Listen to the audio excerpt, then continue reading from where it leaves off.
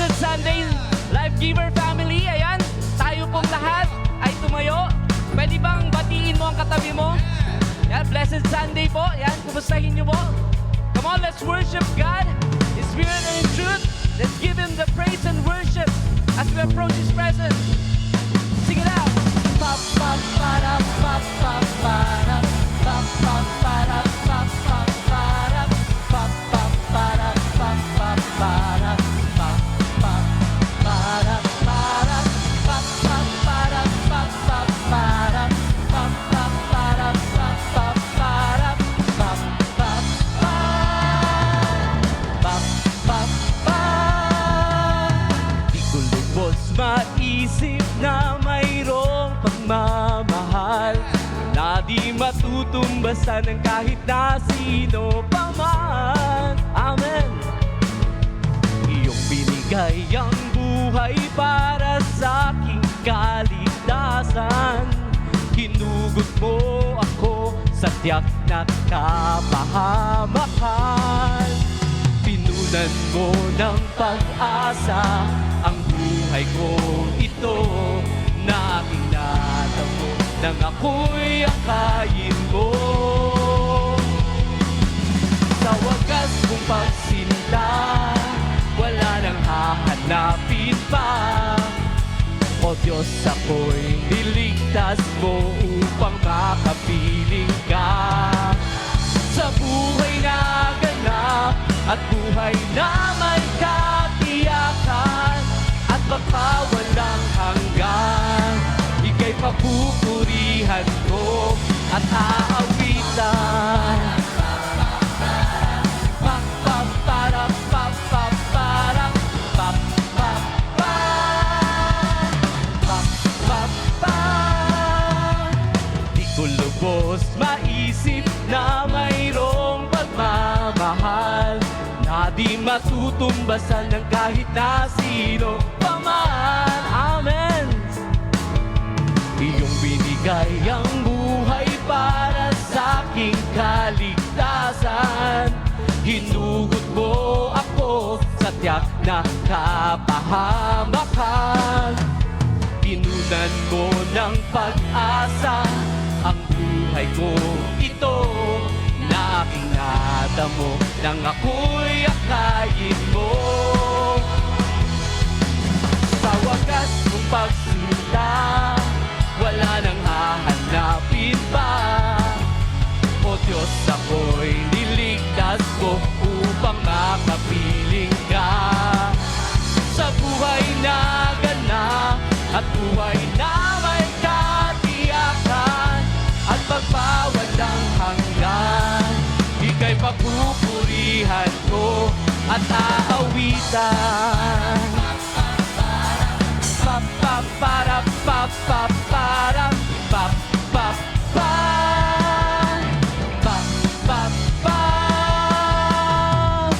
Dakila ang iyong pagmamahal, o aming Diyos Ama. Dakila ang iyong pagmamahal, aming Panginoong Jesus. Dakila ang iyong pagmamahal, Espiritong Banal. Katapatan at kalingam mo'y lagi nararanasan. Dakila ang iyong pagmamahal, o aming Diyos Ama. Dakila ang iyong pagmamahal, aming Panginoong Jesus. Dakila ang iyong pagmamahal, Espiritong Banal. Magpakailanman ika'y marapat na aming papupurihan. Sa wagas kong pagsinta, wala nang hahanapin pa. O Diyos, ako'y niligtas mo upang makapiling ka. Sa buhay na ganap at buhay na may katiyakan at magpawalang hanggan, ika'y papupurihan ko. Ika'y papupurihan ko. Ika'y papupurihan ko at aawitan. Come on, patuloy nating awitan ng Panginoon. Sumayaw ka. Enjoy mo ang presensya ng ating Panginoon. Hallelujah! Woo! Sing it out. O dakila ang pag-ibig na ipinadama sa atin, kung kaya't siya'y dapat na purihin. Lahat ng kababaihan, sing it out. At sa krus, come on. Ang lahat ibig niyang makasama. Dance before the Lord. Awitin natin, papuring awit, pagkat siya'y nagmamahal sa ating lahat. Siya ay awitan, papuring awit, pagkat siya'y dakila at tapat. Hallelujah! All the girls, sing it out. Buhay ko ay lumigaya, magmula na siya makasama, kaya't aawitan siya sa atin. Lahat ng mga kalilikihan, sing it out. Suliranin, lulunasan, babaguhin ka niya ng lubusan, kung siya ay iyong pananaligan. Awitin, awitin natin, papuring awit, pagkat siya'y nagmamahal sa ating lahat. Siya ay awitan, papuring awit, pagkat siya'y dakila at tapat. Awitin natin, awitin natin, hallelujah, papuring awit, pagkat siya'y nagmamahal sa ating lahat. Siya ay awitan, siya ay awitan, papuring awit, papuring awit, pagkat siya'y dakila at tapat. Awitin natin, awitin natin, papuring awit, pagkat siya'y nagmamahal sa ating lahat. Siya ay awitan, papuring awit, pagkat siya'y dakila at tapat. Oh, oh, pagkat siya'y dakila at tapat. Hallelujah, pagkat siya'y dakila at tapat. Hallelujah, come on, give a clap of praise unto the Lord. Hallelujah. Thank you, Lord, for your presence. Thank you, Lord, for your everlasting love. Come on, give a clap of praise for 10 seconds. Hallelujah. Hallelujah. Thank you, Jesus. Thank you, Lord. Hallelujah. Panginoon, hayaan mo po kami na ilaan ng pagkakataon na ito, na pasalamatan ka sa kadakilaan mo, sa kadakilaan ng iyong pag-ibig, sa kaligtasang aming natamo. Lubusan po namin ikay dinadakila. Come on, worship the Lord in your own words. Thank you, Lord. Hallelujah. Salamat, Panginoon. Salamat, Panginoon. Na, na, na.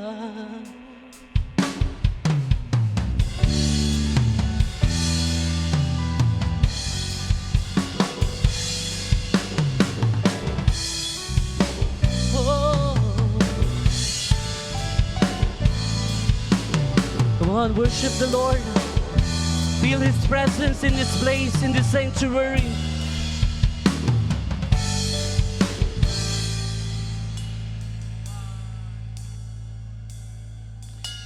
Ikaw ay mabuti bawat sandali, sa habang buhay ay mananatili. Hindi mapapawi o may kukubli, maging sa dilim ng gabi. Yes, oh God. Sandigang matibay ang iyong pangako, lakas at pag-asa ng aking puso. Hindi na mabilang pagkakataon, patunay ng katapatan mo. Sa dalamhati at sa kabiguan, sa pagluha ng pusong nasugatan, sa pagsubok na iyong pinahihintulutan. Salamat, Panginoon, sa katugunan sa aking dalangin, sa kalakasan sa iyo nanggagaling, sa pagtuturo at pagtutuwid mo sa akin. Salamat, Panginoon. Why don't you raise your hands to the Lord? Itaas natin ang ating mga kamay sa Panginoon habang inaawit natin ito. Ikaw ay mabuti bawat sandali, sa habang buhay ay mananatili. Amen.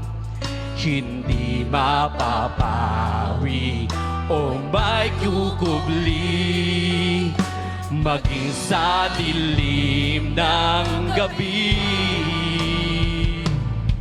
Sandigang matibay ang iyong pangako, lakas at pag-asa ng aking puso. Hallelujah! Hindi na mabilang pagkakataon, patunay ng katapatan mo. Sa dalamhati at sa kabiguan, sa pagluha ng puso na sugatan, sa pagsubok na iyong pinahihintulutan. Salamat, Panginoon, sa katugunan sa aking dalangin, sa kalakasan sa iyo nanggagaling, sa pagtuturo at pagtutuwid mo sa akin. Salamat, Panginoon. Salamat,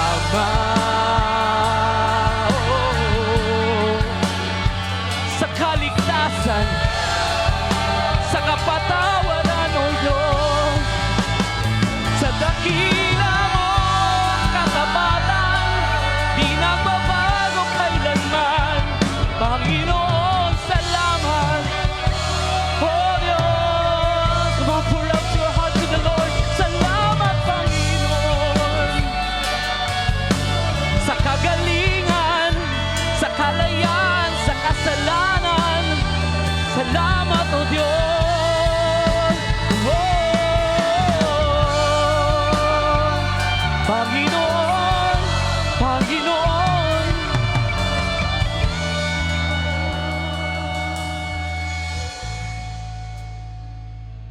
Panginoon, bilang mga pamilya, Panginoon, bilang Life Giver family, oo, meron kaming matampuhan, meron kaming pinagdadaan ng mga pagsubok, but we choose to forgive, we choose to worship You, we choose to reconcile with one another, because You have loved us with an everlasting love, oh God. That's why, oh God, we just want to praise You sa iyong kadakilaan sa aming mga buhay. Natuto kaming mahalin ang bawat isa sa kabila ng aming nararamdamang bigat. Because it is You that really matters. Hallelujah. Oh, pour out your hearts to the Lord. Oh, sa diyang kay buti ng ating Panginoon, magtatapat sa habang panahon. Maging sa kabila ng ating pagkukulang, biyaya niya'y patuloy na laan. Sing it to the Lord. Katulad ng pagsinag ng gintong araw, patuloy siyang nagbibigay tanglaw.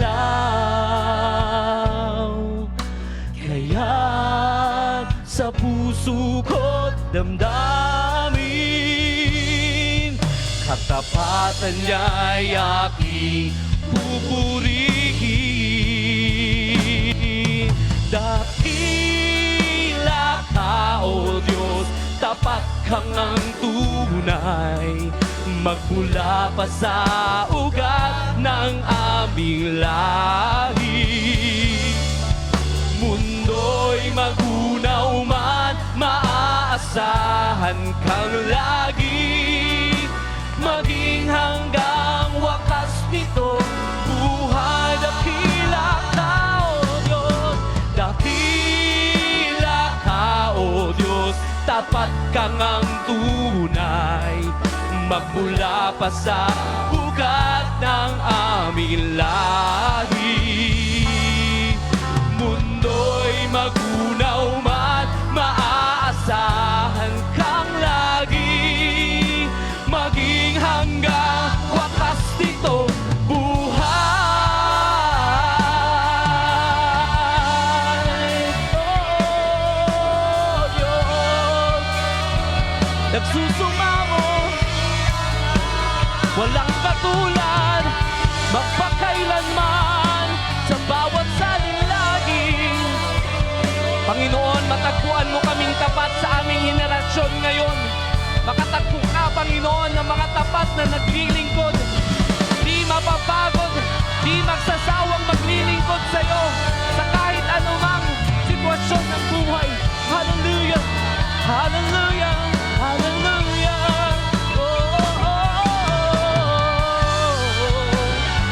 Panginoon, Ikaw lamang, Panginoon, dinadakila.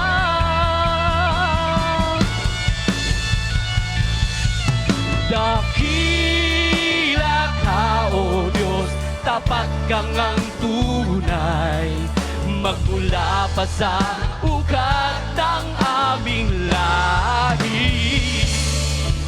Mundo'y magunaw man, maaasahan kang lagi, maging hanggang wakas nito buhay. Dakila ka, O Diyos, sa habang panahon. Hallelujah! Katapatan mo'y matibay na sandigan. Sa bawat bigati, tagumpay man ay naroon. Daluyan ng pag-asa kung kailangan hinahon. Pag-ibig mong alay sa amin noon hanggang ngayon. Dakila ka, dakila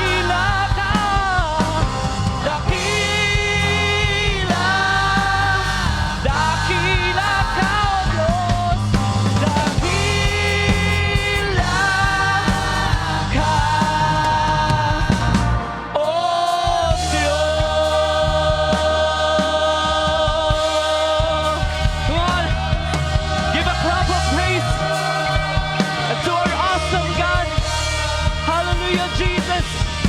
Panginoon, salamat! We glorify your name, we magnify your name. Salamat, Panginoon, sa kadakilaan mo. Salamat sa kaligtasan. To you be all the glory. To you be all the honor. To you be all the praises.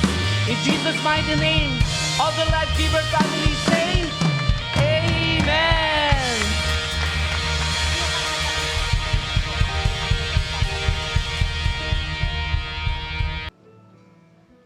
Thank you, Life Giver Worship, for leading us to a spirit-filled worship. And good day, Life Giver family. I am Marniel Venice Conde, and I am here to share my life-giving story. Bata pa lang po ako, kakilala ko na po si Lord, pero hanggang doon lang, kakilala lang. Wala po akong personal na relasyon sa Kanya. I was a college undergraduate, and dahil matigas po ang ulo ko noon, dumating po ako sa point na hindi na ako pinag-aral ng nanay ko, and napagod na rin siya sa akin. And during those years, I lived recklessly, relationships here and there, both with men and women. Inuman dito, inuman doon, party lifestyle, walang pinipiling lugar, walang pinipiling araw. Until one day, dinala ako ng dati kong partner sa isang passionate youth group, which is called History Makers. And ito yung youth group ng Life Giver Church noon, na inintroduce ako sa life group at umattend ako sa life retreat noon. At kalaunan ay nagpabaptize rin ako. And I was doing my devotions, but if I'm being honest with you all, nakikisabay lang pala ako noon. Out of uso lang, ginagawa ko lang siya dahil ginagawa rin ng mga kasama kong youth. And habang tumatagal, unti-unti akong napalayo sa Panginoon. Dahil sa mga excuse na ako na rin mismo yung gumawa. And hanggang sa bumalik ako sa dati kong buhay, bisyo, inom, bars, at gimmick. After work, inuman. Bago pumasok, inuman pa rin. Mas pinipiling pumasok ng may hangover kaysa magpahinga ng maayos. Maganda po yung sweldo ko noon, pero nauubos lang lahat sa bisyo. And hanggang sa dumating ang consequences ng mga maling choices ko, nabuntis po ako sa panahong hindi ko inaasahan. Mag-isa, walang sumusuporta. At nangyari ito hindi lang minsan, kundi 2 beses. At doon ako unang niyanig ng realidad na hindi lang buhay ko ang hawak ko at may mga bata nang nakatingin sa akin.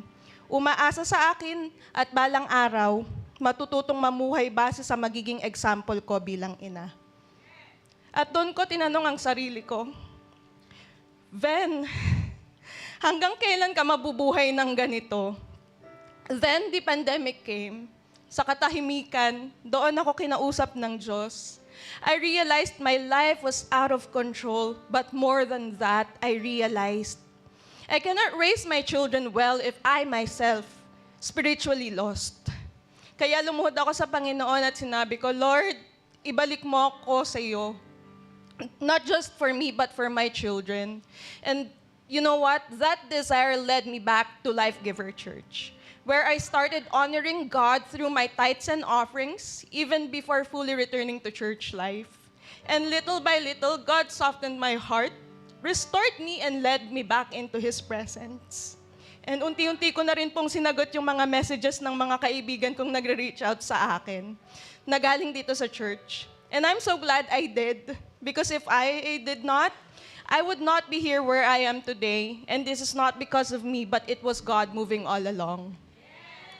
And then God gave me one of His greatest gifts, a spiritual family, through the Moms and Wives Life Group. And you know, this life group became my safe place, helped me heal, and taught me how to become not just a stronger woman, but a godly mother. And doon ko natutunan na ang motherhood is not just about providing food, shelter, or education, but it is about raising children who know God, honor God, and grow in His ways. And simula po nung nakasali ako ulit sa life group, hindi na ako nagtangkang umalis. And nagsimula akong muli sa aking life journey, where I began with life start, life retreat, VLC, at maging School of Discipleship. From foundations class to consecrations class. And alam po ninyo, di ba, nabanggit ko kanina, college undergraduate po ako. Pero sa biyaya ng Diyos, hindi lang ako nag-grow sa church. Nag-flourish din nag-flourish din sa pag-aaral. And hindi lang basta nakatapos, kundi naka-excel pa. And marami po sa classes ko, I either received awards or was nominated for recognition. And hindi po ito pagyayabang, and ito po ay patotoo, na kapag para sa Panginoon ang ginagawa mo, He will cause you to flourish and excel. And ngayon po, I am blessed to serve here in the church as a full-time worker in Puso Merch. And through serving, mas nakita ko kung gaano ka-faithful ang Diyos sa amin at sa mga anak ko. And today, by God's grace, hindi lang ako natutong magbigay sa Panginoon. And even my children, Mordecai and Jaden, are learning to give their tithes and offerings, honor first fruits, and trust God in their young age. And as a mother, nothing blesses me more than knowing my children are growing up, seeing faith lived out at home. And also by faith, nakalipat kami sa isang tahimik, maayos at malinis na apartment near the church and near their school. And God proved Himself faithful. There were seasons when what we had was just enough to pay bills, to provide for daily needs. But the Lord never failed us. He never failed to provide. He never failed to give wisdom. He never failed to feed us when we had little. And He never failed to show goodness through breakthroughs, visions, signs, and wonders. And in every season, God showed me this truth. When you surrender your motherhood to God, He will father your children in ways you never can. And ngayon, by God's grace po, we are actively serving in the church, in campus missions and recollections, and even events, especially when Puso Merch is needed. And I also serve as a life group mentor, handling redeemed moms under Homemaker Satellite at Life Giver Elliptical. I serve in Central Tech as well as a teleprompter or AVP operator, and even in registration, welcoming people and helping record attendance during Sunday services and satellite gatherings. Now, I live for God, and I raise my children for Him too. Life Giver family, today I want to challenge you. God did not just restore a broken woman. He raised up a mother, built a home, and is now raising the next generation for His glory. Again, I am Marniel Venice Conde, and I am a Life Giver. Life Giver Church, let's give unto the Lord our best.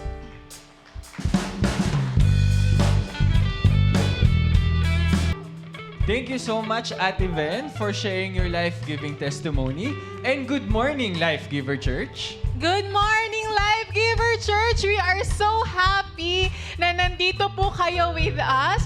Whether first time mo today or matagal ka ng parte ng Life Giver family, we believe na may magandang gagawin po si Lord sa buhay mo today. Yes, and syempre, no, as one church family, gusto natin lagi connected, Right. growing, and updated sa lahat ng ganap natin dito sa Life Giver. So if you want to grow deeper in your faith, get connected with the family, and experience more of God in your life, here's our Life Giver News. So first up, we have Prayer Works. So ito po ay every Saturday, 8 a.m. via Zoom. Yes. So start your weekend by seeking God together as one Amen. church family.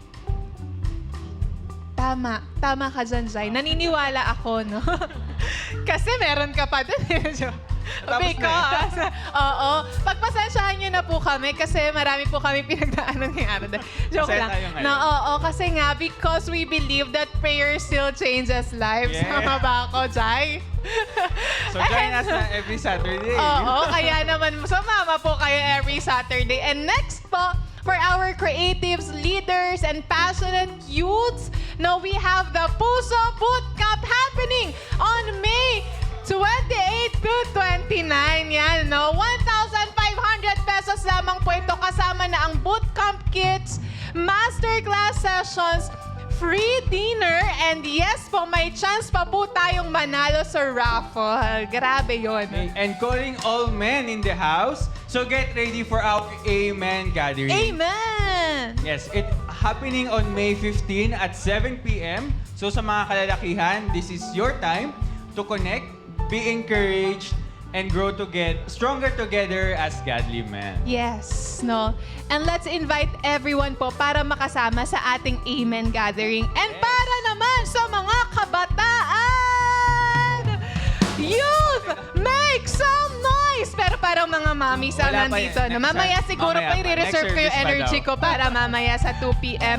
Pero our Now or Never Camp is happening at the Best Camp from May 20 to 22, 2026. So for 5,500 pesos lamang po, this camp is going to be life-changing, no? And we will expect powerful encounters, new friendship, unforgettable memories, and deeper relationship with God. So sa mga mommies, daddies, titas, titos, kuyas, and ates, ipadala po natin ang ating mga youth sa camp na ito. And of course, meron din tayong Victorious Life Class Batch 29 sa lahat po ng graduate at nakatapos ng life retreat.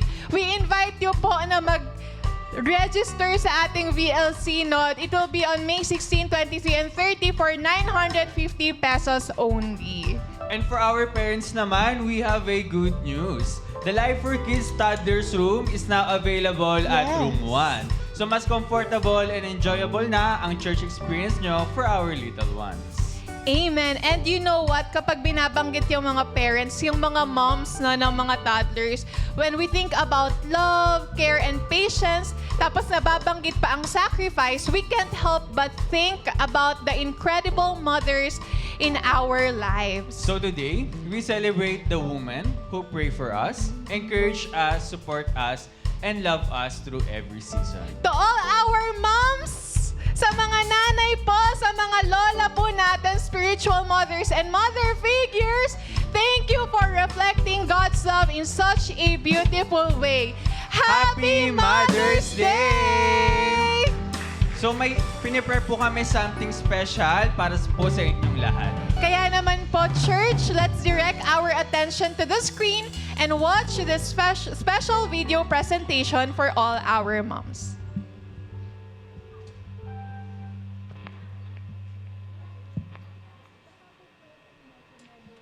Happy Mother's Day, Mama. I love you.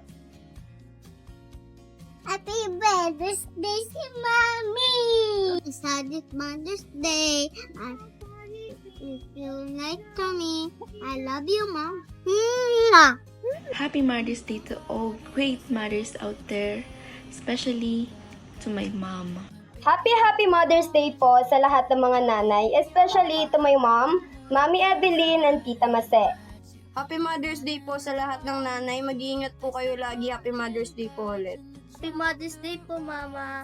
I love you po. And ikaw po yung binigay sa akin ni Jesus na ikaw yung pinaka-best person. Ikaw best yung magulang. Nanay ko, lagi niyang sinasabi sa akin, puro daw ako cellphone. Di niya alam, lagi akong gumagawa sa gawaing bahay. And Happy Mother's Day sa lahat ng nanay. Wala kayo sa nanay ko. Lagi niyan sinasabi sa akin na puro ka na lang ML. Huwag ka nang kumain.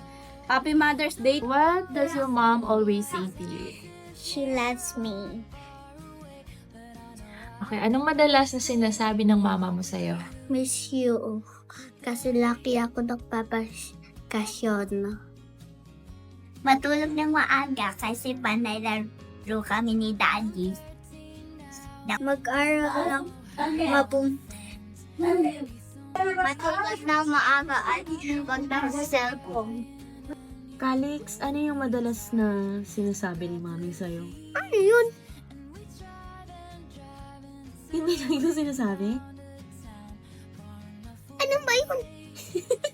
Happy Mother's Day! I love you! Thank you sa Coco Crunch! Happy Mother's Day, Mama. Thank you po sa lahat ng nagawa mo sa akin at lahat mo sa sakripisyon mo sa akin. I love you so much. Happy Mother's Day, Mama. I love you so much. Paboritong sinasabi sa akin palagi ni Mama ay mag-pray ka bago matulog. Happy Mother's Day, Mama. Thank you for always taking care of us. Chan, ano bang sinasabi sa'yo ng nanay mo? Sinasabi sa akin ng nanay ko, sabi niya, "Hoy, magugas na kayo ng plando, wala kayong makakatulong." Baka Pero wala yan sa nanay ko. Yung nanay ko, alas 9 pa lang, tanghali na sa kanya. Hoy, tulog pa rin kayo. Tanghali na, tingin ako sa oras. Kahit ganun sila. O syempre, love na love natin yan. Nanay natin yan eh. Para sa mga nanay namin. Happy Mother's Day! Yeah. Tinatanong niya ako, anong ulam gusto mo at lulutuin ko? Wow, guys, walang tatalo sa luto ng mama ko. As in the best, na parang may anointing sa langit. Char. Ito, pinakatumatak sa puso ko. Sinasabi niya sa akin, pag may problema ka, magsabi ka ha. Pag sinasabi niya ito, parang lumalambot yung puso ko. Kasi alam kong may safe place ako. Happy Mother's Day, Mama, a woman of God, sa pinakamaganda at pinaka-astig na mama sa buhay ko. Mga lines na madalas sa akin sinasabi ni mama noon. Matutulog ka ng maaga, huwag ka masyadong tutok sa pagsiselfone, huwag kang papalipas ng gutom, mag-iingat ka lagi kung saan ka pumupunta. Simple reminders pero dun mo nararamdaman talaga kung paano magmahal ang isang nanay. So happy Mother's Day po to all moms, especially to all life giver moms. Thank you for your love, prayers, care, and constant support. You are deeply appreciated and celebrated today. Ang favorite linyahan ko po ni Mama ay, Nak, yung ilaw, napatay ba? Yung fan, naka-off na? Yung charger, nabunot ba? Yan, so mga tipid Meralco Bill moms po sila. So to all the life giver moms, kayo po ay tunay na ilaw ng tahanan na tagapagpapatay din po ng ilaw. So we love and appreciate you and happy Mother's Day. Si Mami, lagi siyang nagre-reklamo sa ugali ko. Sinasabi pa niya, may ugali ka rin talaga eh. Pero hindi niya alam. Sa kanya ako Happy Mother's Day, Mami. Nanay, Mama, Happy Mother's Day. We love you.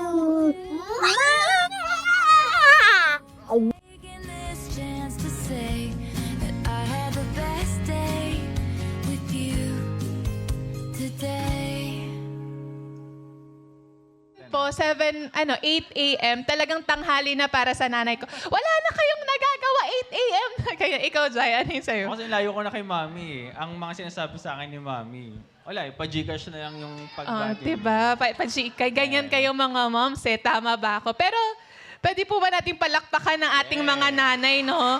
Madami pa tayong hindi na-interview. Ayaw nilang ilaglag kasi ang kanilang mga nanay today, no? Pero, sa lahat po ng nanay, thank you so much po for everything that you do, for your love, sacrifices, prayers, and strength. So we appreciate and honor you today. Yes, and okay lang po ba if we ask all the moms na tumayo po? Yes, lahat po Because ng we have nanay. a small token of appreciation. Lahat po ng nanay, tayo po kayo. At kung nanay po yung katabi nyo, no, abutan nyo po ng 500.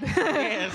Oo daw, amen daw. No, abutan nyo po ng 500 ang inyong mga nanay. May ibibigay po ang ating mga ushers sa inyo, no? Small token lang po ito. Palakpakan naman po natin ang ating mga nanay. Grabe talaga ang ginagawa nila sa atin. Sige po, may ibibigay po ang ating mga ushers sa mga mommies. And ano nga bang kasama ng mga ibibigay natin? So itong token po na ito, meron po tayong special messages and verses. A simple reminder lang po that God sees you, loves you, and values everything that you do. Amen. Nakikita po kayo ng Panginoon. So if you have received a verse today, yan po ang message, ang binibigay sa inyo ng Panginoon. Yan po ang promise niya sa inyo, sa ating mga naggagandahan, nagseseksihan, mga batang nanay na nandito ngayon. No, hintayin niyo lamang po, bibigyan po kayo. Marami pa po dito. Meron din po tayo sa taas. Nabigyan na po ba kayo dyan? Amen. Sige po, bigyan po natin. Tayo lang po kayo, wag po muna kayong umupo. Mga mommies, tayo lang po kayo. Sabi nila, pagod na nga kami, nakatayo pa kami. Papatayuin niya pa kami. Oo. Sige po, habang binibigay po ang tokens, sige, itaas nyo na lang po ang kamay nyo kung wala pa po kayong natatanggap na token para malapitan po kayo ng ating usher team. Praise the Lord. And pwede po ba naming tawagin si Pastor Rainier to please pray a special blessing over all the moms na nandito po ngayon. Atin pong iuna ating mga kamay para sa mga nanay. Kung katabi niyo ang inyong mga nanay ay pag-pray sila. No? Manalangin po tayo. Salamat po, Panginoong Diyos. Father, we thank you, Lord God, for our mothers. Salamat, Panginoon, sa kanilang buhay, sa kanilang panilbihan sa aming pamilya, pagpapalaki ng aming mga anak, sa kanilang sakripisyo, pagtuturo ng pananampalataya, Panginoon. And Lord, we are praying today, Lord God, that you would prolong their lives, Lord God. Palalawigin niyo ang buhay ng mga nanay namin dito, Panginoon. Patuloy silang bibigyan ng kalakasan, Lord God. Panginoon, anumang pagsubok na pagdadaanan nila, mapagtatagumpayan nila, O Diyos, dahil mananagana ang iyong grasya sa kanila, Panginoon. And Father, we pray for wisdom, Lord God, na hindi lang simpleng pagpapalaki ng anak, kundi pagdi-disciple sa mga bata, Panginoong Diyos. Ang isasagawa nila, ilalapit nila sa Diyos ang bawat anak nila, Panginoon. Maging ang mga kamag-anakan nila, Panginoong Diyos. Aming Ama, magbibigay sila ng godly advices and counsel, Lord God. Panginoon, na patuloy na maggagamitin nyo ang aming mga nanay, Lord God, para palaguin ang simbahan, Panginoong Diyos. Para makapag-raise up ng mga godly children, Lord God, godly men and women, Panginoon, na magsisilbi sa aming lipunan, Panginoon. Hindi magiging corrupt, kundi magiging righteous, Panginoong Diyos. Aming Ama, pinapanalangin namin ang gusto, ang aming mga nanay, Lord God, na patuloy silang patatagin, patibayin sa pananampalataya at palalimin ng kanilang personal na relasyon sa inyo, O Diyos. Salamat, Lord God. Patuloy silang puspusin ang inyong banal na spirito, Lord God, na hindi lang simpleng mga bata ang kanilang papalaki, kundi spirit-filled children and men and women, Lord God, ang kanilang palalagi. Salamat, Lord God. Purihin kayo, walating kayo. Sa pangalan ni Kristo, ang lahat ay magsabing, Amen. Praise the Lord. Sige po, yung mga wala pa po, pwede po kayong kumuha mamaya sa usher team, no? Ayan po ay... So, thank you, Pastor Yes. Rainier. Yes. Bag organizer ang binigay natin sa kanila this year, Jai. Kasi nga, para alam nating organized na ang mga moms, pero mas organized pa ang kanilang mga bags ngayon. Maraming salamat po, Pastor Rainier. And, amen. Sige nga po, sabihin nga po natin ulit sabay-sabay, Happy Mother's Day in 3, 2, 1. Happy Mother's Day! Happy Mother's Day po. And church, are you ready to receive God's Word today? Ayan. So kung ready na kayo, so labas natin ang mga notebooks, ang ating mga Bibles, and syempre ballpen. Yes. Yan. And ready our hearts. And let's welcome our preacher for today, Coach Diane Bustos. Good morning! Di ba kung ano yung lakas ng nanay na nanggigising ng 9 a.m., di ba sabi? Di ba? Ganun din sana kalakas yung good morning natin. Good morning po, Life Giver family! Good morning! So hindi ko na po patatagalin, bilisan na natin, kinain ng oras ang ating Mother's Day tribute, but it's worth the time taken ngayong umaga. So let me start with a question. Pakita po natin yung screen natin. Sino po sa inyo ang nakapanood na ng mga nandyan? Sige, let's show the first picture. Andiyan na ba? Ayan. Ayan. Meron ba kayong mga napanood na contest na ganyan sa TV? No, once in your life, twice, thrice, 4 times in your life. Ang dami po nating napanood na ganyan. And even until now, tuloy-tuloy pa rin po ang mga contest na ganyan. And lahat ng winners, marami po sa atin na believe tayo, di ba? Ang galing kumanta. And ngayon, I just want you to think, sa lahat po na naging champions sa iba't ibang reality show at singing contest, ano po kaya ang common denominator sa lahat ng nanalo? Is it the talent? Is it the looks? Is it the background? Yung nanay niya kasi artista. Sige, may alam niyo po ba kung ano yung common denominator?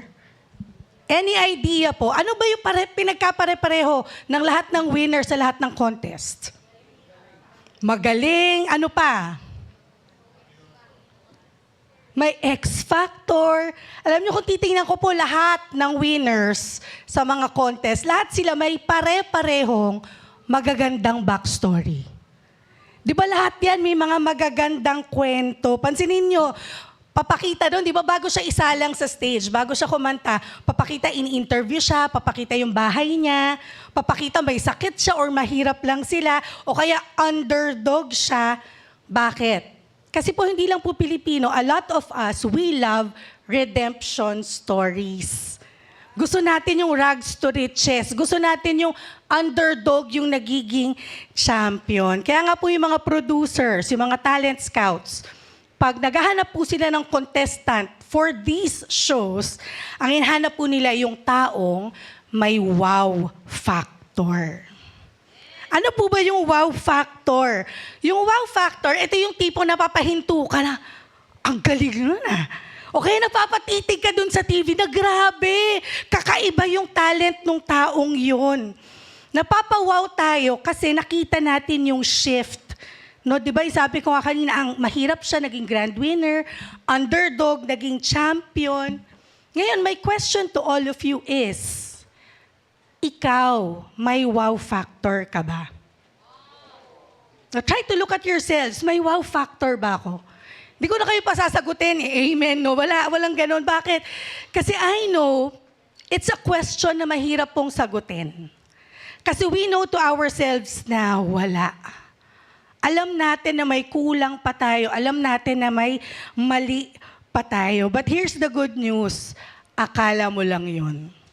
Akala lang natin wala tayong wow factor. So this morning, the title of my preaching is Spot Your Wow Factor. So imbitahin ko po ulit kayo lahat tumayo. We're gonna pray.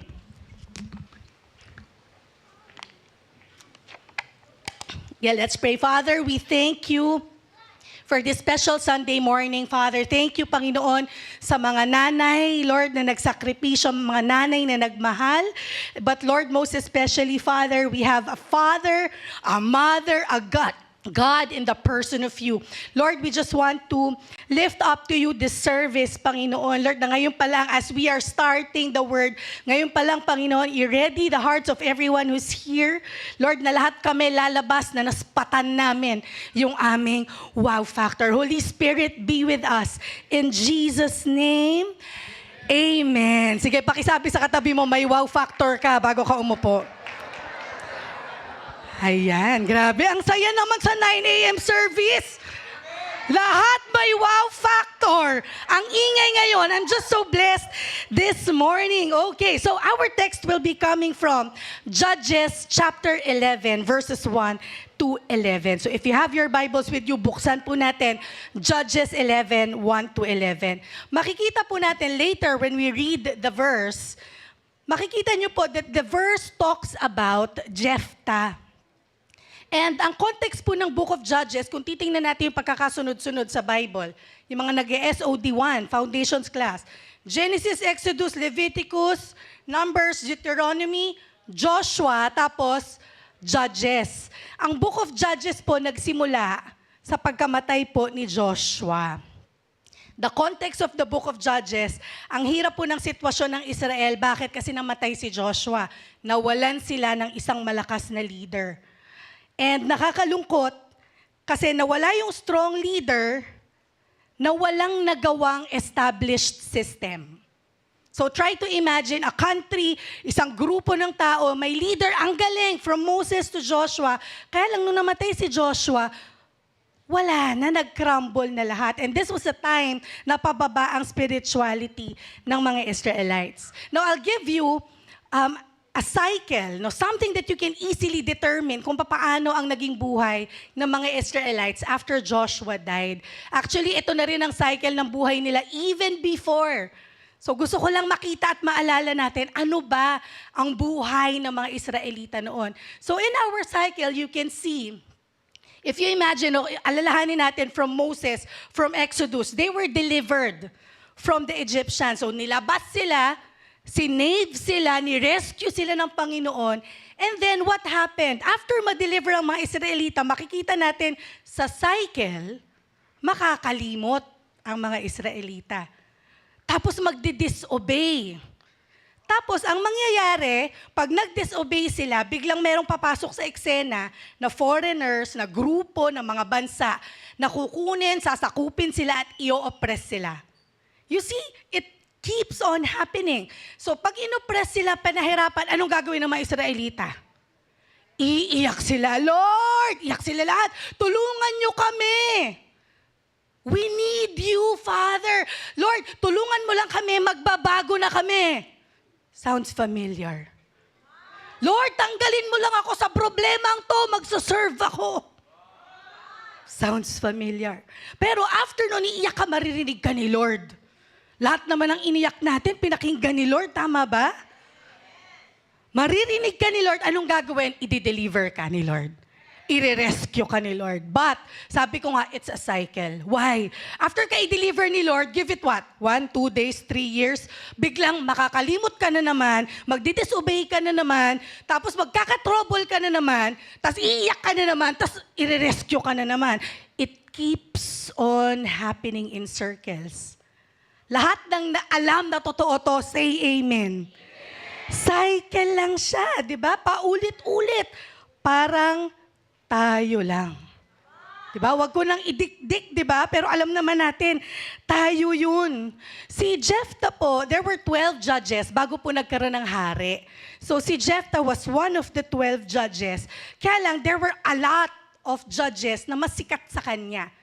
There were a lot of judges na merong mas may wow factors. Example, si Gideon, kilala natin yan. Si Samson, kilala si Deborah, kilala natin yan. Pero si Jephthah, hindi masyado. Kaya this morning, may challenge ako sa ating lahat. Saspatan natin yung wow factor ni Jephthah. Kasama ko ba ang Life Giver family para spatan ang wow factor ni Jephthah ngayon? Amen. So basahin po natin, Judges 11, 1-11. Sabi po dyan, Jephthah the Gileadite was a mighty warrior. His father, Gilead, kapangalan ng lugar niya, and his mother was a prostitute. Verse 2, Gilead's wife also bore him sons. And when they were grown up, they drove Jephthah away. Sabi ng mga kapatid, you are not going to get any inheritance in our family because you are the son of another woman. Verse 3, so Jephthah fled from his brothers and settled in the land of Tob, where a gang of scoundrels gathered around him and followed him. Sige, verse 9. Sige, pwede ko po ba kayo imbitahan to read verse 9? Andyan na po ba? Let's get.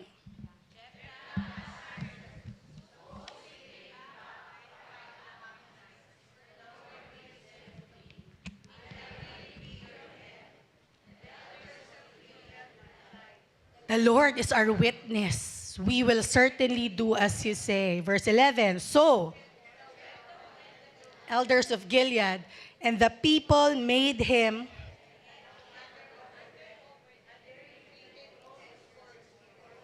in Mizpah. So, thank you, Lord, no, pagpalain ang pagbasa ng kanyang salita. So, in Judges 11, verses 1-11, kita natin that Jephthah was a Gileadite. Taga-Gilead, that was his hometown. That was his homeland. Yan ang kanyang lupang tinubuan, sabi ni Andres Bonifacio. Alam niyo pa ba yun? Diba? That is his homeland. That is the place where his family is. However, makikita din natin sa verse, doon din sa same place, doon niya rin naranasan yung matinding rejection. Sabi sa Judges 11 verse 2, he was a mighty warrior, but he was the son of a prostitute. Opening salvo pa lang ng buhay ni Jephthah, sinabi mighty warrior, di ba? Inangat siya. Mighty warrior, malakas, matikas, may kakayanan. Pero hindi pinatagal. Di ba? Minsan naman, appreciate nyo naman yung mga tao. Kaya lang patagalin nyo ng onte. Si Jephthah di pinatagal, inangat, mighty warrior, binagsak agad. Pero he was a son of a prostitute. Alam naman natin, in the Bible, pag prostitute ang nanay, matik yan, illegitimate, walang mana, walang lugar para sa kabahayan nila. So, kaya nga ang nangyari, sabi po dun sa verse, his brothers drove him away. Kasi nga illegitimate siya. So, imagine the life of Jephthah na ganito. Kapapanganak pa lang, alam na illegitimate siya, wala siyang mana, palalayasin siya. Kaya napaisip ako, so paano ko ngayon masaspatan yung wow factor ng isang mama na nung simula pa lang, ni-reject na? Are you ready to spot his wow factor? Number 1, paano mo masaspatan ang wow factor ni Jephthah at paano mo masaspatan yung wow factor mo? Number 1, masaspatan mo yan saan? Una, wounds from your... Alam niyo po ang series natin, Dismay is Love for Family, di ba? Gusto niyo yun? Pinag-usapan natin, wounds from the family. Baka mapagalitan ako mamaya, hatred ang lalabas. No, wounds from the family. Para po maspatan natin ang wow factor ni Jephthah and natin, unang paraan, tingnan mo yung wounds from your family. ang mga sugat po natin from our family, iba po ang tama niyan. Family wounds hit differently. Hindi po ba? Try to think. Your deepest and pinakamasakit, most painful wound na meron ka, galing yan sa pamilya mo. Hindi siya galing sa labas o sa ibang tao. Actually, kasi pag stranger, okay lang. Di ba? Sige, nasaktan ako, pero kayang-kaya mong awayin yun. Tapos wala na, FO na kayo, hindi mo na siya papansinin. Friendship over, iwan mo na siya. That's it. Pero pag pamilya ang nakasakit sa'yo, pwede kang lumayo, pero bit mo yun forever. Dala-dala mo yun, kahit adult ka na. Diba? Si Jephthah po, yung unang sugat niya, hindi galing sa kalaban. Yung unang sugat niya, hindi galing sa stranger. Nakakalungkot po, kasi si Jephthah, yung unang sugat niya sa buhay, galing po sa bahay. Okay lang po ba magpataas akong kamay? Sino po dito ang aamin na unang mga sugat niya ay galing sa bahay? Huwag na kayo matakot kung katabi niyo yung mama niyo. Kanina nga nilaglag ng mga bata yung nanay. Di ba yung unang sugat, ito, yung unang pinakamasakit na salita na narinig mo galing sa bahay. Di ba konti lang no, ayaw umamin kasi katabi yung nanay, yung tatay. Di ba si Jephthah ganun po, yung unang sugat niya sa buhay, galing po yun sa bahay. In Judges 11 verse 2, sabi doon, his brothers drove him away. Pinalayas po siya ng mga kapatid. Just imagine the pain na dala-dala po ni Jephthah that time. Di ka namin gusto. Wala kang mana, wala kang lugar sa lugar na to. Kaya sabi ko ngayon, check yourselves. What are the wounds that I'm carrying right now? Ano yung pinakamasasakit na salita na dala-dala ko ngayon? Hindi naman galing sa boss ko eh. Hindi naman galing sa kaibigan ko. Galing yan sa pamilya mo, minsan kamag-anak mo. Diba? Okay, ba't di ka kaya ng kapatid mo? Tapos alalang-alala mo, naghiwalay sila mama at papa. Nang babae yung asawa mo. Dala-dala ko pa hanggang ngayon yung utang ng tatay ko. Grabe yung bisyo na dala-dala nila, perwisyo. And then years later, pag naglakihan na yan, parang tayo pong lahat, wala masyadong youth, di ba? Naglakihan na, adult ka na, nagtatrabaho ka na, nagsuserve ka pa sa church. Alam mo, kahit matanda ka na, meron ka pa ring daladalang childhood wounds. No, we are all adults here physically. When I look at you, you're adults physically. But I know deep inside all of us, meron tayong mga childhood at family wounds. So if you know that you have wounds in your family, from your family, again, can I see a raise of hands? Meron kang wounds from your family. Kahit immediate, kahit kamag-anak, if you have wounds from your family, believe me, those wounds are the first step in spotting your wow factor. Diba yung sugat pala ang pang-spot ko sa wow factor ko? Bakit first step? Kasi tulad po ni Jephthah, yung wound niya galing sa bahay. The wound started at home, but God did not allow the wound to become the end of his story. Tayo kasi yung wound ending na eh. Hindi, ganyan kasi talaga sila eh. Kasi ganyan, kaya ako ganito, kasi ganyan sila. No. Spotting your wow factor starts and begins with identifying your wounds from the family. Why? Kasi hindi pa yon ang ending. So ready na ba for point number 2? Point number 2, para maspatan mo ang wow factor mo, wag lang yung wounds from your family. Number 2, kailangan maspatan mo rin yung opportunities from those wounds. So di lang basta sugat, there is also, there are opportunities from your wounds. Yung wounds ni Jephthah na dulot ng pamilya niya, nagresulta po sa opportunities na hindi niya inaakala. So paano nangyari to? Baka feeling nyo, ini-steer ko lang kayo. Judges 11:3. Sabi doon, Jephthah fled. Umalis si Jephthah from his family. Tumakas siya. Saan siya napunta? In the verse, it says, napunta siya sa isang lugar na tinatawag na Tob. T-O-B. Tob. The word Tob means good. The word Tob means pleasant, favorable, beautiful. So how in the world naging pleasant, good, favorable, and beautiful ang isang lugar na naging exile for Jephthah? This is also the same word na ginamit sa Genesis. After God created the whole world, sabi dun sa Genesis, di ba? And God saw that it was good. Tob po yung good na yon. Good, pleasant, favorable, and beautiful. However, for Jephthah, yung pinuntahan niya na lugar, which is Tob, wasn't good. Yung pinuntahan niya na lugar is not pleasant. It's also not favorable for Jephthah. Ang ironic, di ba? Ang ibig sabihin, good, pero yung para kay Jephthah, hindi yon good. Pero the good news is, ganyan po si Lord. Yung mga lugar na akala nating exile, yung mga lugar na akala nating hindi komportable, yung mga lugar or sitwasyon na akala mong walang future, wala nang lusot, ang tingin ni Lord doon, good. Ang tingin doon, Tob, pleasant, favorable, beautiful. Why? Mahirap, yes. Pero training ground yun, Tob. Diba? Masakit, yes. Pero preparation yun. Ano yun? Tob. Nasaan ka man? Tob yan. Diba? Parang di matapos tong problema, tong sitwasyon ko. The Lord is telling us, anak, Tob yan. That's Tob. That's good, pleasant, favorable, and beautiful. Yung mga wounds na akala natin, from our family or from people who are close to us, na dala-dala natin even until now. Para mas patan mo yung overall wow factor mo, huwag mo lang spatan yung wounds. Spat ka ng spat sa wounds mo, tigilan mo, tanda mo na. Tanda na natin, puro wounds pa. Kasi sinabi ni nanay, 3 years old ka pa nung sinabi yun, hanggang ngayon yung pa rin naspatan mo. Sana naman this time ang maspatan mo yung opportunity from those wounds. Sana naman makita mo, Tob yun. Tob, good, pleasant, favorable, and beautiful.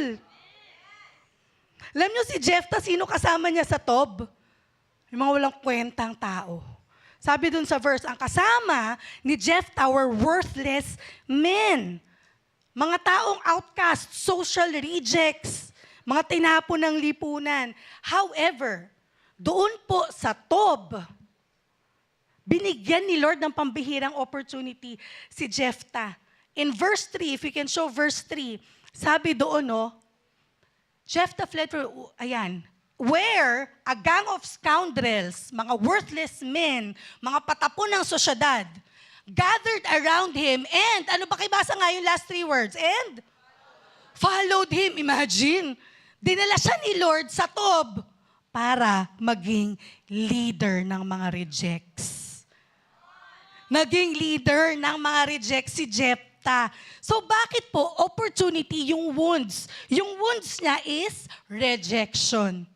Pero it became an opportunity. Why? Because his background of being rejected made him understand those scoundrels. Made him understand those worthless people. And made him the leader of them. Ito po bad news. Lahat tayo may wounds, di ba? Ito mas bad, mas worse. Yung wounds, binulag na tayo. Kaya nga sabi ko, ilang taon na tayo? 40, 50, 60, 39, 36, 33, 29. Ang tatandaan nyo na, ang wounds natin, 5 years old pa din. Bakit? Kasi, lagi mong nasuspatan yung wounds. Sana today, maspatan mo yung opportunity na Tob yan. Diba, pansin nyo, huwag mo na tingnan yung katabi mo, sa'yo lang, wala pang ibang tao, pang sa'yo lang. Huwag tayong magturo. Di ba yung mga wounds natin, nagre-resurface yan kahit matanda na tayo.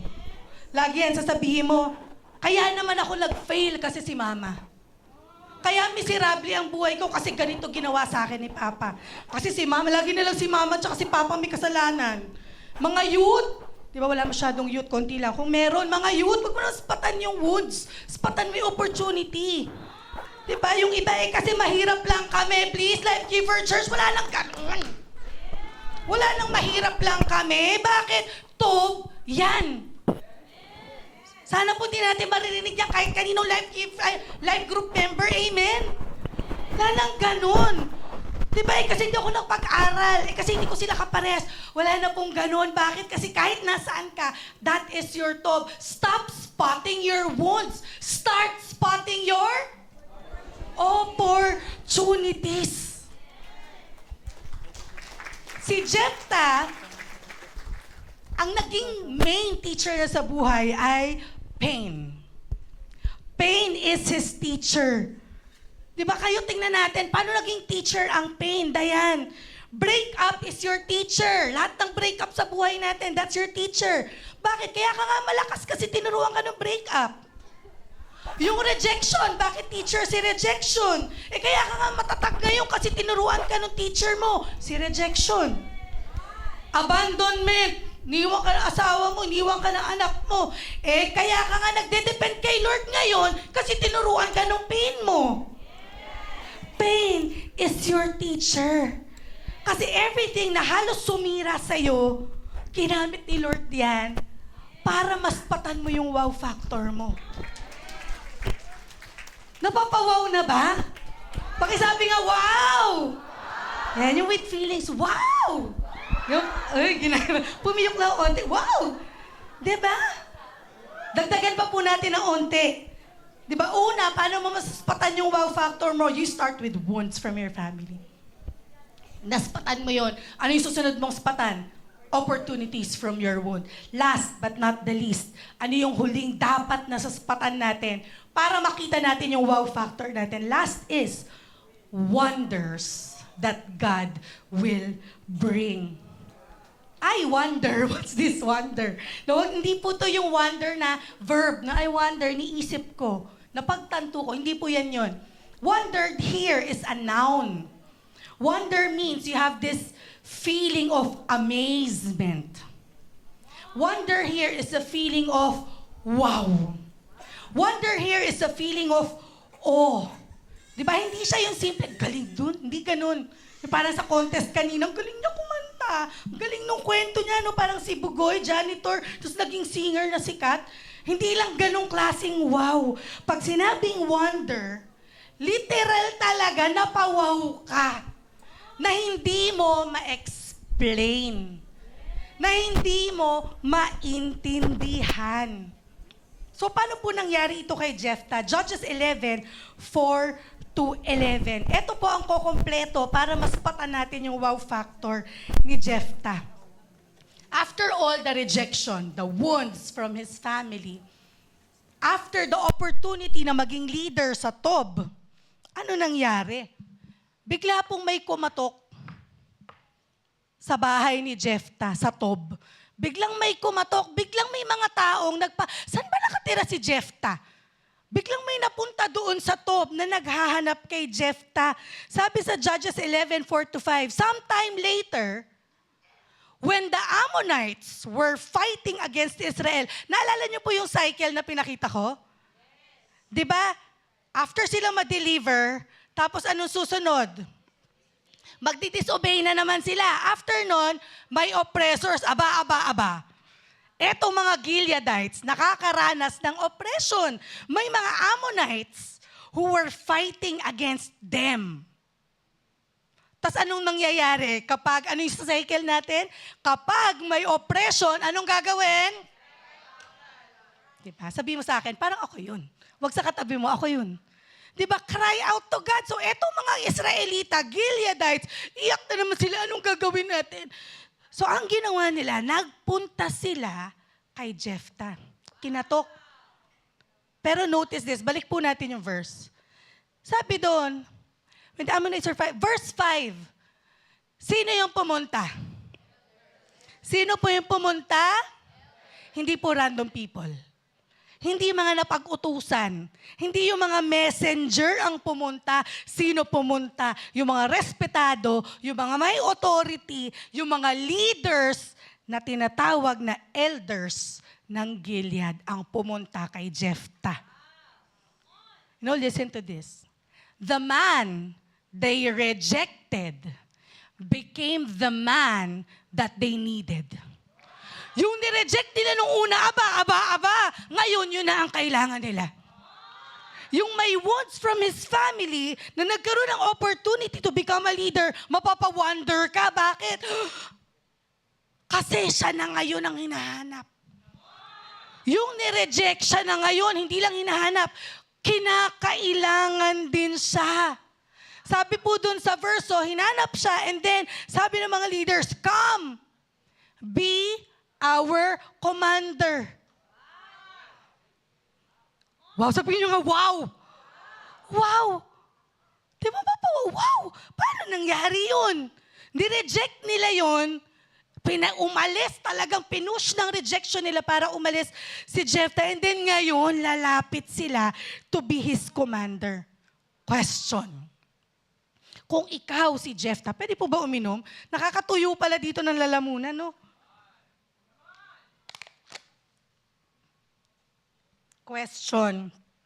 Kung ikaw si Jephthah na nireject, inaway, kinutya, kinawawa, di ba? Ano yun? Sinaktan mo, puso ko. Di ba dinikdik mo ng asido? Lahat yan. Pag bumalik sa'yo, yung mga nag-reject sa'yo, anong gagawin mo? Huyo ka, di ba? Huyo ka. Di ba?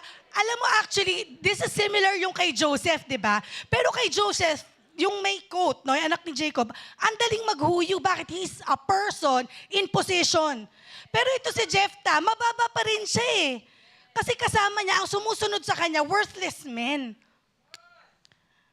Kaya lang, pag ikaw ay coming from pain, pinakamatinding pain, ang hirap maniwalaan ng mga elders. Amen ba?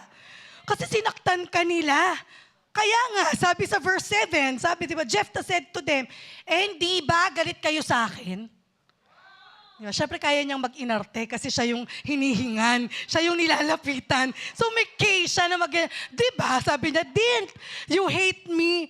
Di ba, galit kayo sa akin? Di ba, didn't you hate me? Tapos di ba pinalayas niyo rin ako doon sa bahay ng tatay ko? Eh bakit ngayon lumalapit kayo sa akin, ngayon na in trouble kayo? Kung ikaw yung leaders, di ba, para ka nahulog sa upuan. Bakit? Kasi kung ano yung sinabi ni Jephthah doon, that is pain speaking. Para masabi mo yun, alam mong malalim yung pain ni Jephthah, di ba? Parang tayo, nasaan kayo nung kailangan ko kayo? Ano pa linya natin? Huwag lang yung mga nanay, tayo rin. Bakit ngayon nyo lang ako naaalala na may kailangan na kayo? Diba? Mga linya nyo ba yan? Natin, no? Pag lumalapit yung mga nang away sa akin, bakit ngayon ka lang? Diba? Alam mo doon sa verse, di agad nakasagot yung elders. Diba? Natameme yung elders. Bakit? Bakit natameme yung elders? Kasi alam nila na totoo. Alam nila na nireject talaga nila. No, buti na lang yun mga elders, no, may pag-amin. Yung ibang kaaway natin, hindi umaamin, no? Talagang kailangan ka lang namin pero walang pag-amin. Pero itong mga leaders, alam nila na nireject, alam nila na sugatan. Ang dami ko adlib, nakakainis. Ang dami nilang, ang dami tuloy. Alam nila na pinush nila away si Jephthah. Pero wala. Pero in verse 8, diba? In verse 8, sabi doon, the elders of Gilead said to him, nevertheless. Yung word na yan, kasi alam nilang may ginawa sila. Parang ibig sabihin ng nevertheless, sige na. Bali na kami noon, nasaktan ka na namin, nireject ka na namin, pero please, lumalapit na nga kami sa iyo ngayon. Ikaw yung magiging head, ikaw yung magiging commander namin. Sa tingin nyo, na-satisfy si Jephthah? Di pa. Huwag kayo masyadong ma-excited. Tayo nga, ilang beses nagsusorry, hindi kayo pinapatawad eh. Diba? Yung mama mo nga nagpaparamdam na anak, hanggang ngayon hindi mo pa rin tinitext eh. Ang taas ng pride, grabe, ay baba. Diba? Pero si Jephthah ganun din, huwag kang mag-alala. Hindi ko kayo ino-oppress. Hindi ko kayo pino-persecute kasi si Jephthah ganun din. Ako ganun din minsan. So ano nangyari? So si Jephthah, parang si King yung ganun. Hindi ko na nga kayo tinitempt nyo ako, hindi ko na nga siya tinatawag eh. Tamo na wala tuloy ako, Tito Dante ah. Yun. So kaya lang, if you're coming from pain, pag nasaktan ka, hindi ka nasasatisfy agad. Pag wounded ka, sigurista ka. Pag wounded ka, pag lumalapit na ng away sa'yo, mas maingat ka, di ba? Di ba, hindi ko muna palalapitin yan kasi may ginawa yan sa aking masama noon, baka gawin niya sa akin ulit. So, hindi ka agad naniniwala. Amen po ba? Kaya in verse 9, sinigurado uli ni Jephthah. Jephthah answered, kahit sinabi pa ng mga leaders, nevertheless, pakialam ko sa nevertheless nyo. Sabi ni Jephthah, verse 9, suppose, o sige, ganito, kunyari, dinala nyo ako papuntang Gilead, tapos kinalaban ko yung Ammonites, tapos binigyan ako ni Lord ng victory, nanalo ko. Ako ba talaga magiging head nyo? Sigurista. Kasi baka mamaya chika lang yun. Diba? Baka mamaya pinalaban lang yung Ammonites, tapos babalik na naman dun sa pagkalimot. Cycle na naman. So kailangan sigurista ka kapag in pain ka. So sinigurado ni Jephthah. Parang sabi niya sa mga leaders, sigurado ba kayo? So sabi ng leaders, in verse 10, the elders of Gilead replied, the Lord is our witness. In the Bible po, pag sinabing the Lord is our witness, endgame na. Tapos na. Why? Kasi covenant language na po yan. Parang nanumpa ka na sa harap ng tao at ng Panginoon. The Lord is our witness. Gagawin namin kung ano man yung sinabi namin. Kaya nga in verse 11, wala na, natameme na si Jephthah. Sumunod na. Pumunta na. At indeed, ginawa siyang leader ng mga Gileadites. Pakisabi nga, wow. Wow po ba? Wow, di ba? Bakit wow? From wounds from your family to opportunities from those wounds. And then, anong ginawa ni Lord? Gumawa siya ng wonder in your life. Alam niyo po, ayokong tawagin sanang wow factor. Bakit? That's what I call a divine reversal. Pakisabi nga po, divine reversal. Yung reject ng pamilya, ni-reverse, naging rescuer ng pamilya. Yung pinalayas, ni-reverse ni Lord. Siya ngayon yung hinahanap. Yung nasabihan na wala kang lugar dito, ni-reverse ni Lord. Siya na yung kailangan. Sabi natin kanina, the man they rejected became the man they needed. Ganda po ng divine reversal. Bakit? Kasi may babalik na rin si Lord sa sitwasyon mo. I-reverse niya. May biglang turn around in your life. May babaguhin si Lord sa kwento mo. Hindi lang yung mga contestant ang binabagong buhay. Huwag ka na mainggit dun sa checking kasi laki ng stage. You've got to spot your wow factor. Gusto niyo ba po ng wow sa buhay ni Jephthah? Di ba pala tapos may but wait, there's more tong si Jephthah. Even namatay na siya ng matagal na panahon. Alam niyo, galing kasi may nire-reverse pa rin si Lord sa kanya. Talon po tayo sa Hebrews 11. Remember Hebrews 11, nandiyan po yung hall of faith. Parang mga on roll, sabi doon. No? Pagkatapos sabihin, si Moses, yung mga magagaling sa Old Testament, biglang pinasok sa 32. Ano pa bang masasabi ko? I don't have the time to tell about etong mga mamang to. Gideon, Barak, Samson, and Jephthah. Yung rejected son, ni-reverse ni Lord not only in his lifetime, but kahit sa New Testament, nababanggit pa rin si Jephthah naging bahagi ng honor roll ng langit. And who can do that? Only God can do that in your life. Not your sipag at tiyaga. Only God can do that. That's why hindi natin tinatawag na reversal lang. Hindi PBB ang magdadala sa'yo ng milyon-milyon. Hindi The Clash. Divine reversal. And Life Giver Church, this is what God is going to do sa mga pamilya natin ngayon. Hindi lang sa sarili mo, pero sa pamilya mo, there's gonna be a divine reversal. Specialization po ng Panginoon ang pag-reverse ng mga bagay-bagay. Yung brokenness mo, kayang i-reverse yan ni Lord, bubuin ka niya.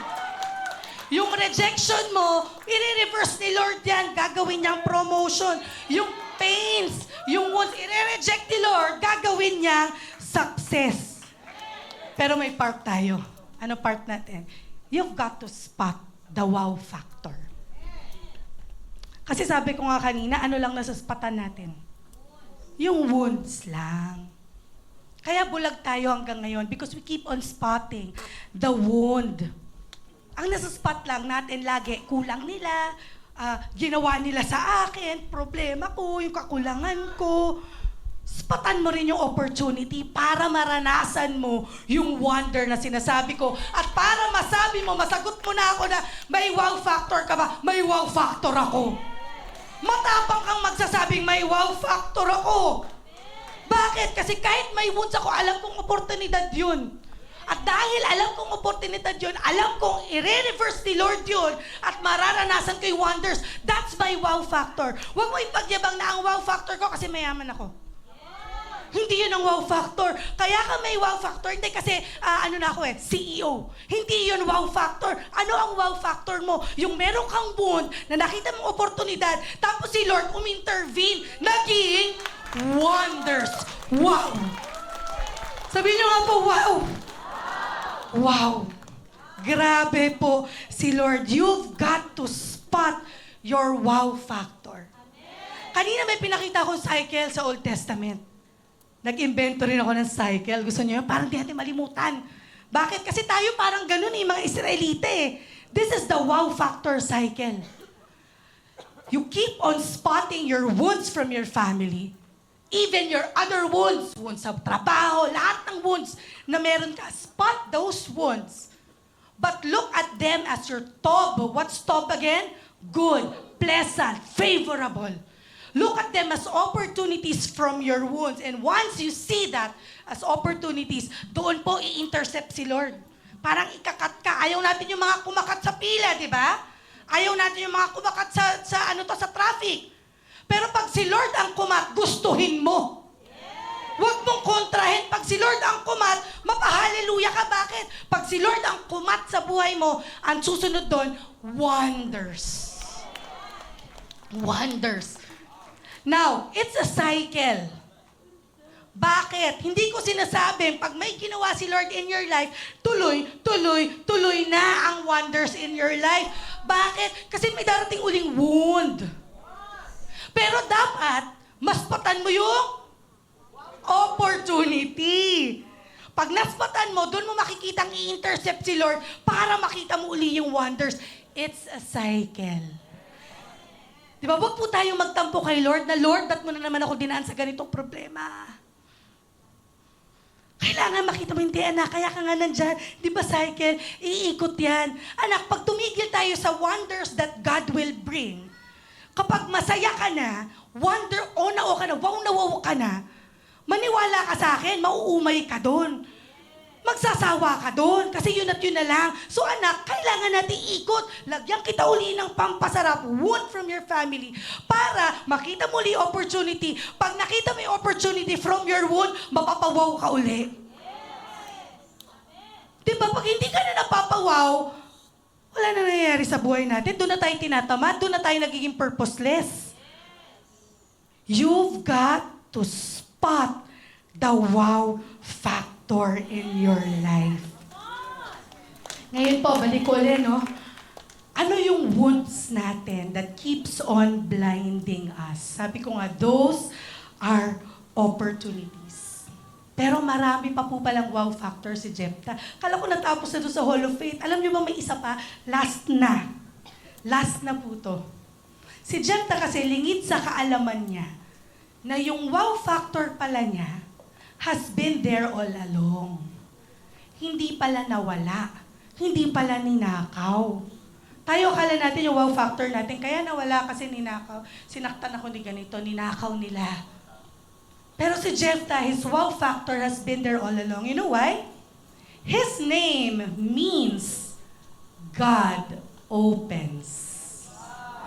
Jephthah's name means Yahweh opens. Imagine a man by the person of Jephthah. Pagkapanganak, sinarado lahat. Sarado yung pamilya, sarado yung inheritance, sarado yung future, sarado yung identity. But let me tell you this, Life Giver family, kung meron mang sinarado, pamilya mo man o ibang tao sa buhay mo, whatever man closes, God will open. Bubuksan niya. Hindi naman talaga nawala kay Jephthah, nabulag lang siya ng wounds niya. Pero nung dumating yung panahon na binuksan na ni Lord, binuksan niya na yung mata ni Jephthah, yung opportunities in Jephthah's life, doon lang ulit napawaw si Jephthah. Amen po ba? You know, our wow factor, kanina ang hirap sagutin, di ba? Nung tinanong ko kayo, kayo ba may wow factor? Ikaw may wow factor. Just like Jephthah. Bago pa tayo pinanganak, inayos na ni Lord yung blueprint ng buhay natin. At tinatakan niya yon, may wow factor ka. Kaya lang nabulagan tayo ng mga pains, mga hurts na meron tayo. But the Lord, just like Jephthah's name, is going to open that again. Open that again. No, balikan po natin si Jesus. Jesus himself, even Jesus, he was rejected.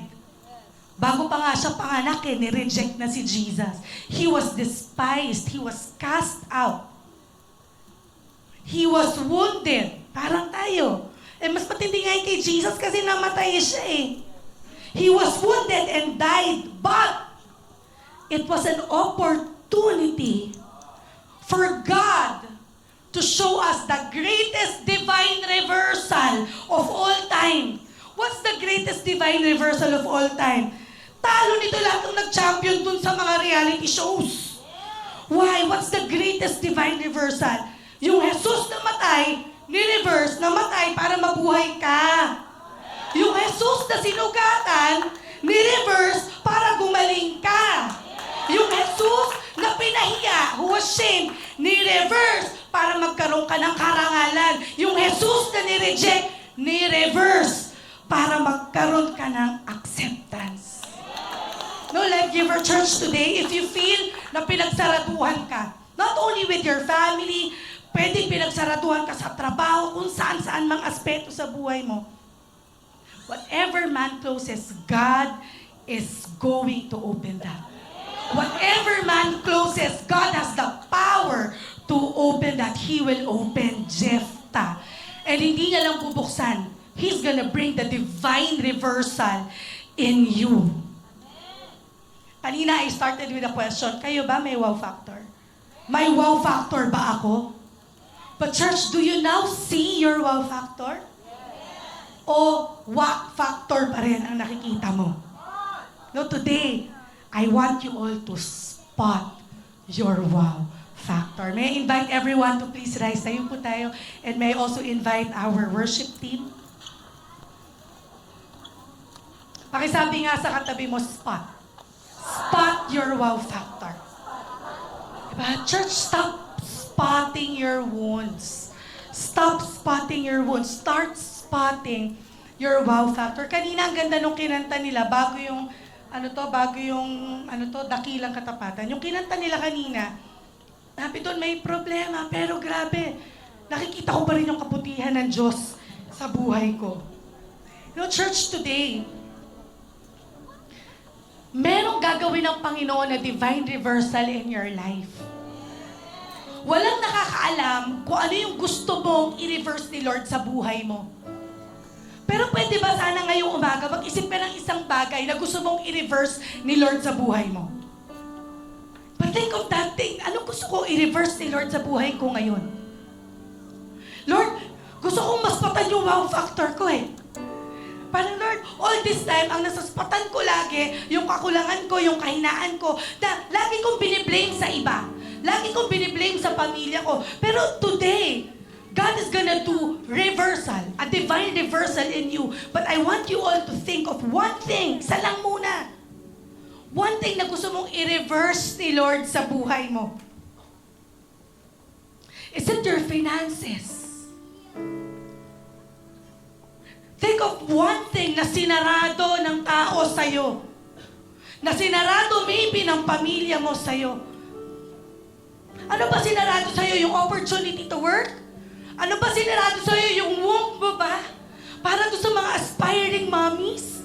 Ano ba ang sinara sa'yo? Yung trabaho mo ba na nagsipag ka naman pero pinalis ka?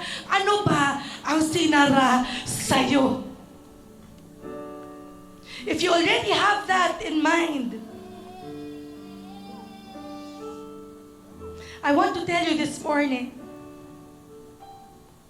that whatever man closes, kahit person in authority pa nagsabi na sarado na yan, hindi na yan mabubuksan, wala na yung pag-asa.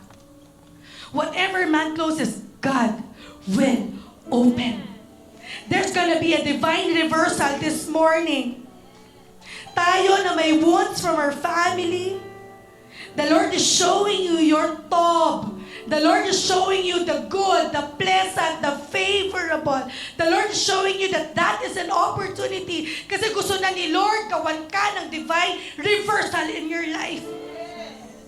Binubuksan niya ngayon, whatever is closed relationship, the Lord is opening that. Yung kinalimutan mo na may pamilya ka, binubuksan ng Panginoon yan. Nire-reverse ni Lord ngayon yan. Yung mga hindi mo na kinakausap, binubuksan ni Lord muli yan.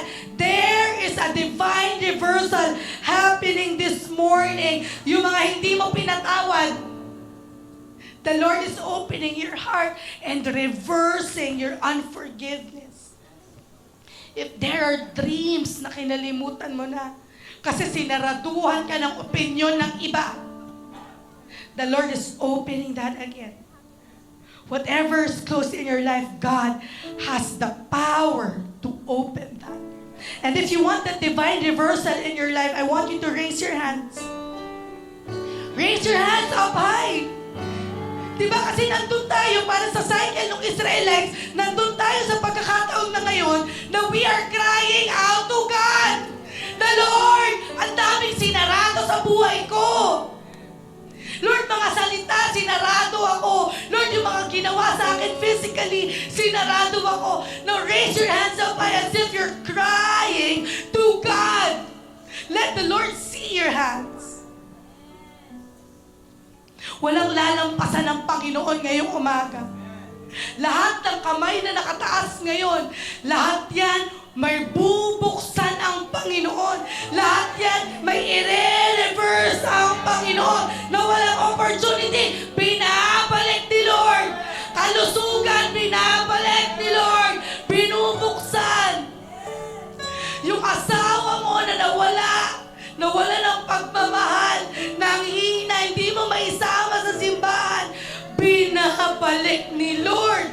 Yung mga anak mong nawala ng amor sa'yo, binabalik ni Lord. Those things that you were praying and believing for before, the Lord is bringing that back. The Lord is bringing you and giving you that wow factor again. Lalabas ka sa pintuang to, merong wow factor. Nataas mo kang magsasabi, oo, sugatan ako. Oo, mahina ako. Oo, ganito ang sinabi nila sa akin. Oo, hindi naman ako successful. Pero taas mo ako. Bakit?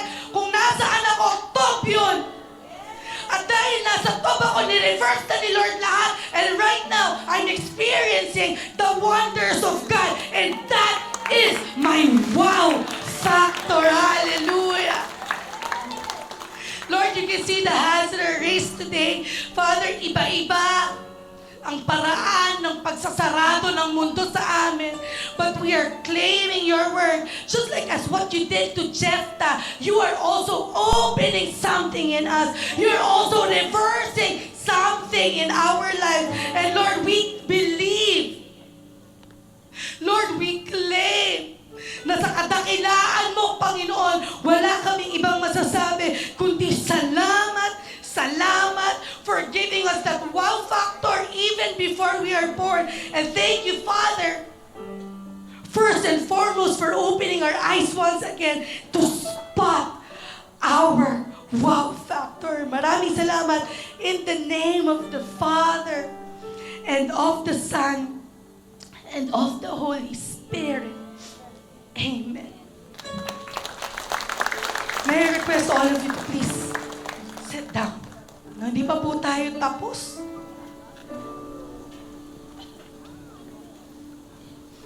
This morning, we're going to shift the camera.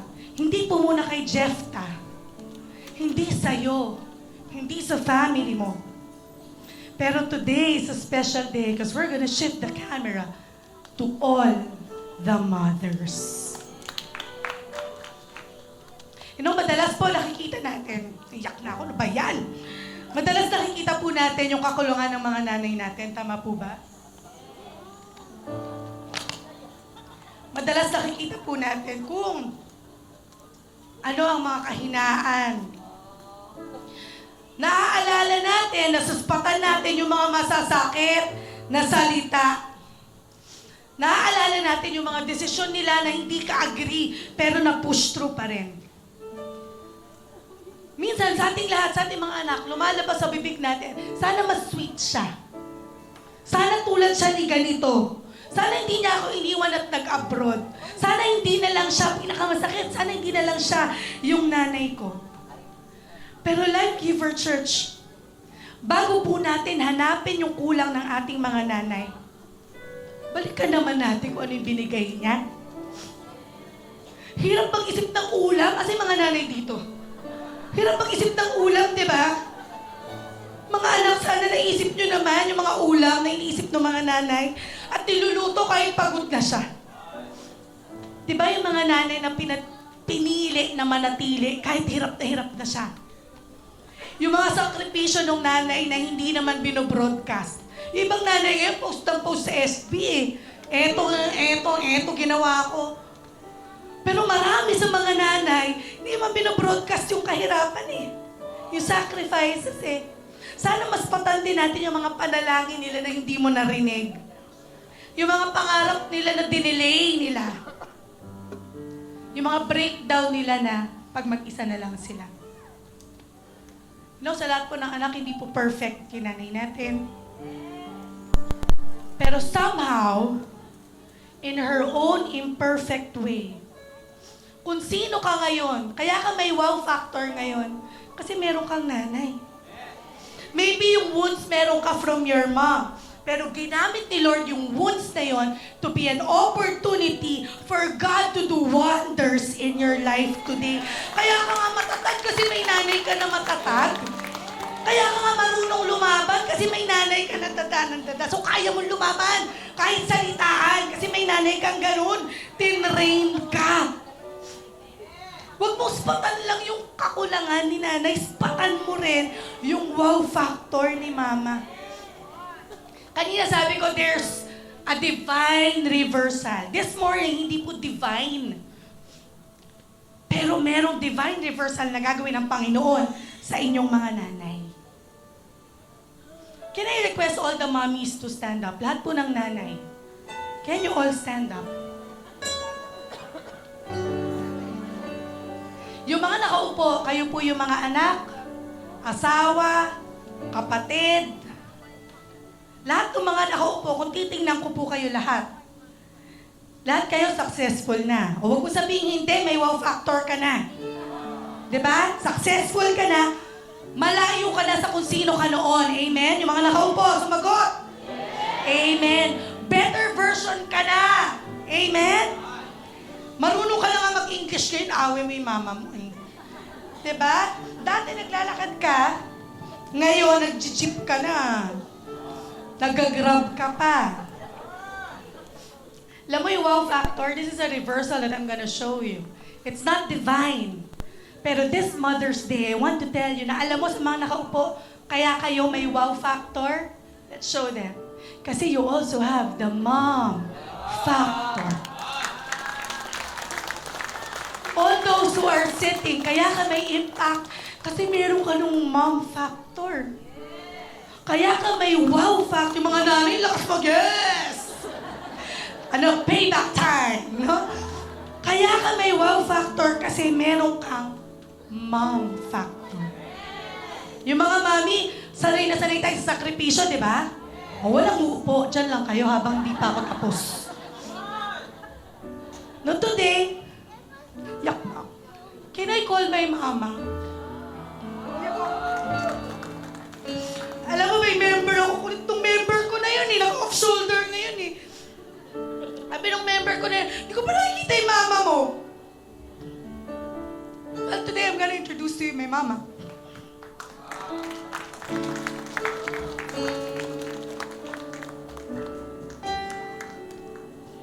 Nag-iisip lahat. Di ko alam paano iniisip nyo. Ganda nung mama niya. Ang taba niya, yung mama niya, ang payat. Ang puti nung mama niya, mukhang bata pa sa kanya. Hindi po masyadong kilala ng marami sa inyo yung mama ko. Pero I want to honor her today. Hindi po siya perfect. Mas maganda nga lang siya sa akin.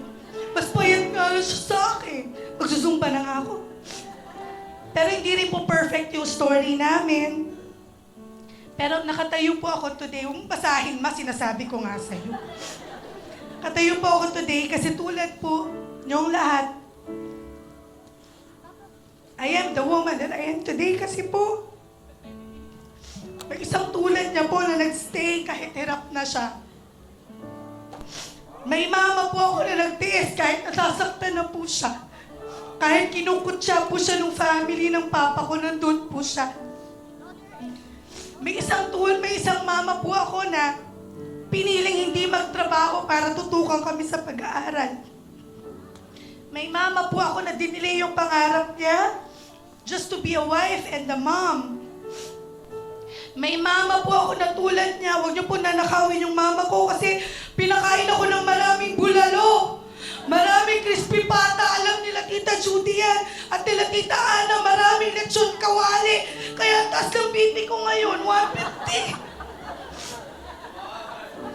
Kasi may mama akong tulad niya na tinutukan ako sa pag-aaral. Kaya sipag ko po mag-aaral. Alam niyo, sa totoo lang po, hindi ko na po aantayin magkasakit si mama. O mawala siya para i-appreciate siya. Kasi alam ko, feeling niya favorite ko si Papa eh. Pero I am the mother that I am today because of my Mama Josie. And to all the mothers who are here today, yung mga nakaupo po, spatan niyo yung wow factor ng nanay niyo. Spatan niyo yung wow factor ng asawa niyo. Spatan mo yung wow factor ng nandyan, yung nakatayo dyan. Please, Life Giver Church, do not wait for funerals. Do not wait for funerals to say thank you. Do not wait for loss bago natin sila i-appreciate. Spot their wow factor. Once again, Happy Mother's Day po.